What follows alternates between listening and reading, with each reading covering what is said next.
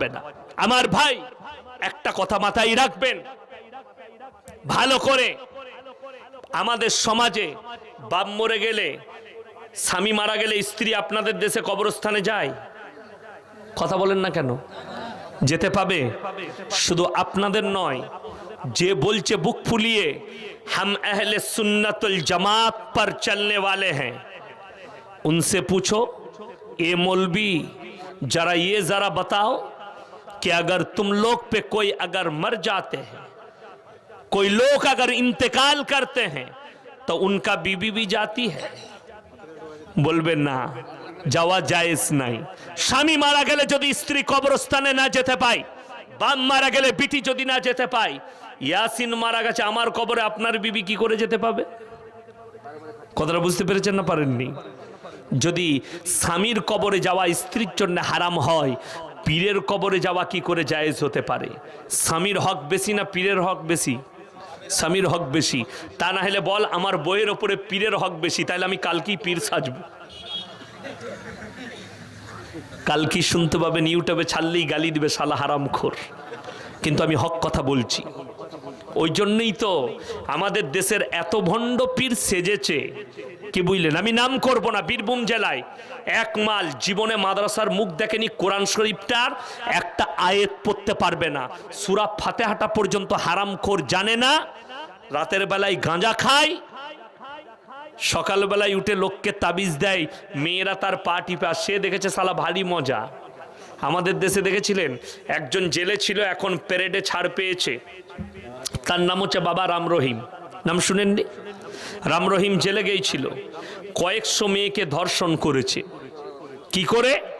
যখনই তার কাছে এই আমাদের সভাপতি সাহেব আছেন, কেউ যদি লাস্টে এসে সভাপতি সাহেবকে আমাকে হাত ধরে বলেন মোল্লা সাহেব আমার মেয়ের জন্য দোয়া করবেন, আমি কি বলবো? আল্লাহ তোমার মেয়ের মঙ্গল করুক, ঠিক কি না? আল্লাহ তোমার মেয়েকে সুখী করুক, এই দোয়া দেবো। আশীর্বাদ, এটা কি হিন্দু ভাইরা আশীর্বাদ বলে, বলে না? বলে না? তো তারা গিয়ে বলছে বাবা जरा हमारा लड़की को थोड़ा आशीर्वाद दे दीजिए। बोलছে हमारे गुफा में भेजो। মানে গুফা মানে তার গুহার ভেতরে, ঘরের ভেতরে। হ্যাঁ বে, ঘরের ভেতর কি আশীর্বাদ বে? ওই আশীর্বাদ তো জীবনে শুনিনি। আমাদের দেশের কিছু ভণ্ড মাল আছে, তোমাদের মা বুন্দিকে ঘরে ঢেকে দাও, পা টিপা করাবে, পা ধুয়ে পানি নিবে। আমি মিথ্যা বলিনি, আমার মোবাইলে রেকর্ডিং আছে, আমি শোনাতে পারবো না। মেয়ে দুটো কষ্ট পাবে। মুর্শিদাবাদের মেয়ে ফোন করেছে যে হুজুর আপনার বাড়ি বর্ধমানে? জি। অমুক পীরকে শুনেছেন? আমি বললাম পশ্চিম কালেও জন্ম থেকে এখনো সেমালের নাম শুনিনি। বলে তাই? বলে হ্যাঁ। আমি বললাম কোন শালা ভণ্ড হবে দেখো। বুঝে কেন হুজুর? আমি বললাম কেন, কি হয়েছে? বলছে আমাদের গ্রামে এসে জলসা করতে করতে স্টেডে তার একজন মুরিদ পাশে বসে আছে, ছেলে মেয়েরা বসে আছে, সে বলছে মেয়েরাও এসো হুজুরের মুরিদ হও। আজকে যদি আমি বলি যে আমি আপনাদের গ্রামে পীর এসছি, মেয়েদিকে ডেকে দাও, সব আমার হাত ধরে মুরিদ হবে, তা আপনারা ঝাঁটা জুতো করে মারবেন না এই পীরকে? ঝাঁটা জুতো করে মারবেন। বড় কষ্ট লাগে। বলছে মেয়েরা গিয়ে তার হাত ধরে বায়েত হচ্ছে। আমি বললাম শোনো, না তার নাম শুনেছি, না তাকে কেউ চিনে, এরা হচ্ছে বদ্দিন এবং শয়তানের এক একটা দালাল, এদের কাছ থেকে বাঁচো। বলছে মোল্লা আপনার কন্টিনিউ বয়ান শুনি বলি আজকে আমরা দুজন যাইনি। জোরে বলুন সুবহানাল্লাহ। আমি বললাম আল্লাহ তোমাদিকে মদত করুক, জান্নাতবাসী করুক। হেফাজত করেছে আমার ভাই, বড় কষ্ট লাগে। বলছে লাস্টে মেয়েরা তার পা দুটো ধুয়ে পানিগুলোকে বোতলে ভরে নিয়ে যাচ্ছে। হুজুর কি বলছে জানেন? এই পানিগুলো ভরে রেখে দিবা, যদি শরীর খারাপ হয়, যদি তোমাদের জ্বর আসে, ছেলেকে খাওয়াবে, ভালো হবে। ও আপনারা এটা বলছেন? এটা যদি আমার এলাকার লোক শুনে না, বর্ধমান জেলার, তা যে মাল করেছে সে বুঝতে পারবে যে আমাদিকেই দিচ্ছে। আমার একটা জলসা আছে ইউটিউবে, গোটা গায়ে পীর শুয়ে আছে, মুদবো কোথায়? শুনেননি আপনারা? ইউটিউব খুলে শুনে নেবেন, আমার ইউটিউবে জলসা আছে। একটা জামাই বিয়ে হলে, জামাইরা আপনাদের দেশে ৮ মোংলাকে কি বলে? জামাই যখন শ্বশুর বাড়িতে যায়, কি বলে ওটাকে? আটমোংলাই বলে, আমাদের আটমোংলা বলে। তো আটমোংলা করতে গেছে, তো তো সন্ধ্যাবেলায় পৌঁছেছে। ও এখন জানে না রাতের বেলায় পিসাব লেগেছে। বউকে বললে তোমাদের আগনায় পিসাব করবো, বললে না ওখানে একটা পীর শুয়ে আছে, মানে একটা ঢিপি করা আছে। ও দেখলে শালা ভারী বিপদ, বলে এখানে করা যাবে না। বললেন না। বললে তাহলে কোথায় করব? বললে ঘরের বাইরে। যখন ঘরের বাইরে মাঠেতে করতে যায়, বললে না ওখানেও একটা পীর আছে, ওখানেও করা যাবে না। বললে তাহলে পুকুরের পাড়ে যায়, বললে না ওখানেও একজন হুজুর আছে। এই রাতের বেলায় দেখলে শালা গোটা গায়ে পীর শুয়ে আছে, মুদব কোথায়? রাতেতেই পালিয়ে এলো, আর সে গায়ে থাকে নাই। এই বায়ান করার পরে আমার বাজারে অনেকজন বলেছে আমরা কি জানি না কাকে বলেছে। আমি বললাম বে বুঝতে যখন পেরেছিস ঢিপিগুলো ভাঙ্গা, ঢিপিগুলো ভাঙ, কতদিন অন্যায় করবি। আমি মিথ্যা বলিনি।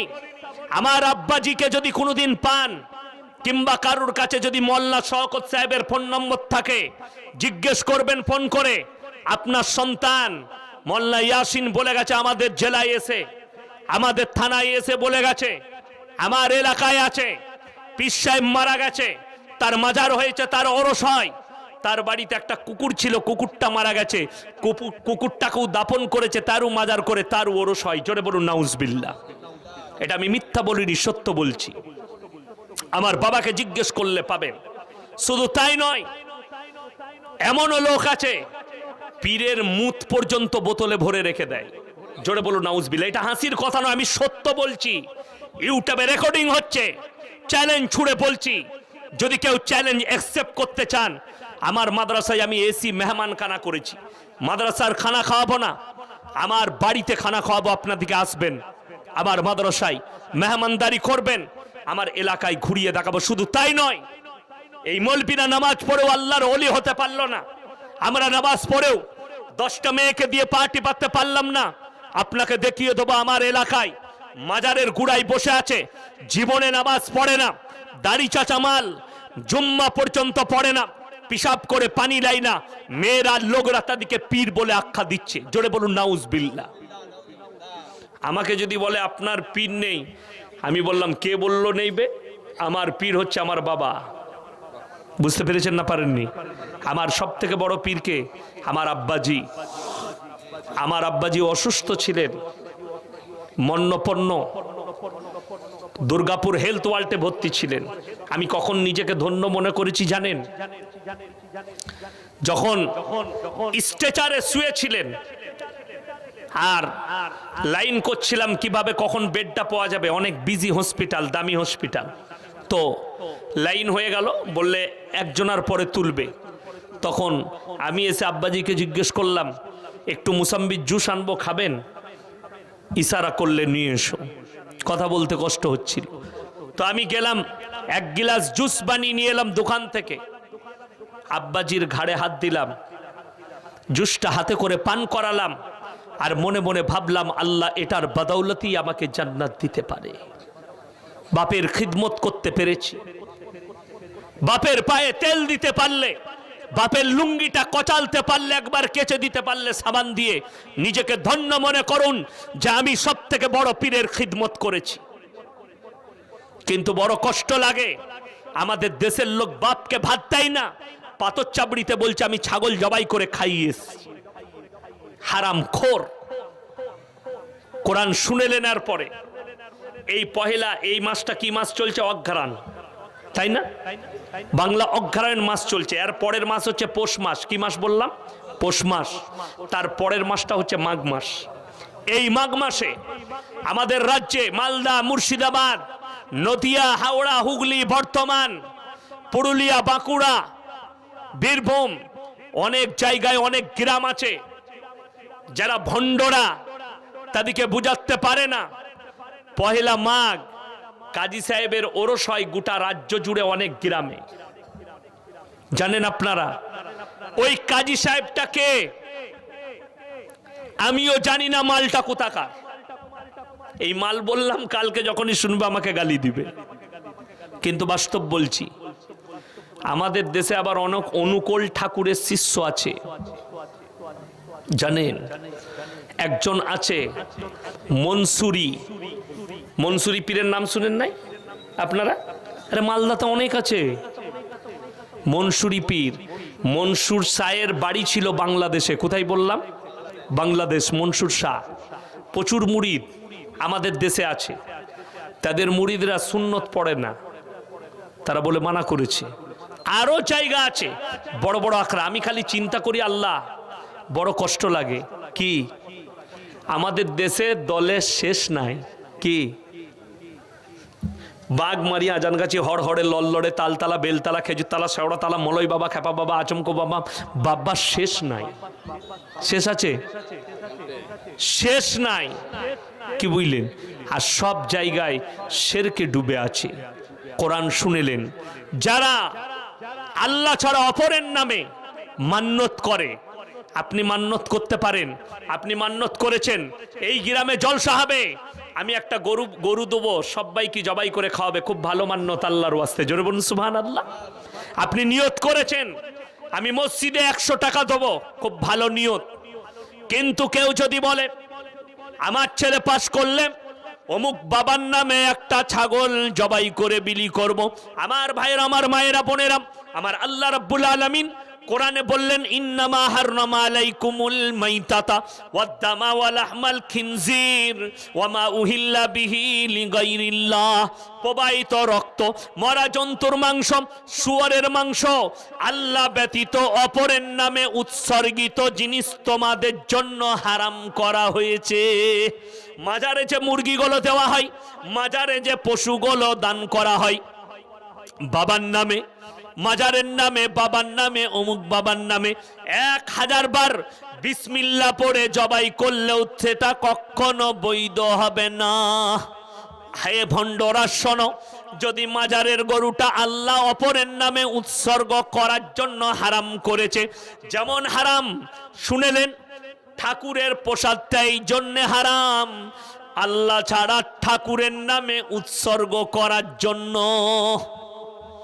কোন হিন্দু ভাই যদি আপনাকে খুশি করে মিষ্টি খাওয়ায়, আপনি খেতে পারেন, ঠিক কি না? বুঝতে পেরেছেন না? পারেননি। কিন্তু যদি বলে এটা আপনাকে আমাদের পুজোর প্রসাদ ছিল, এটা দিয়েছি, ওটা আপনার জন্য খাওয়া কখনো বৈধ হবে না, হারাম।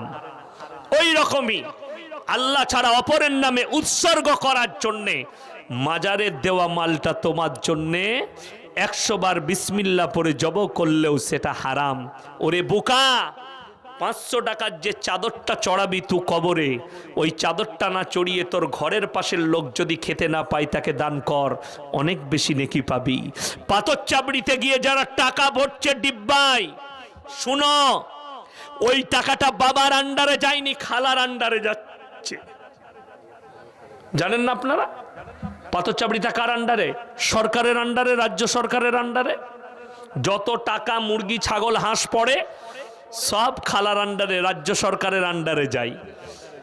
আজমিরে, ওই জন্য আমাদের দেশে দেখবেন আপনি কালিয়াচকে ডাড়ালি রাস্তায় দেখতে পাবেন অনেক লরিওয়ালারা লরির ওপরে লিখে রেখে দিয়েছে দাতা বাবার দান, জোরে বলুন নাউজবিল্লাহ। অনেকজন লিখেছে খাজা বাবার দান, নাউজবিল্লাহ। এগুলো সরাসরি শিরক করা।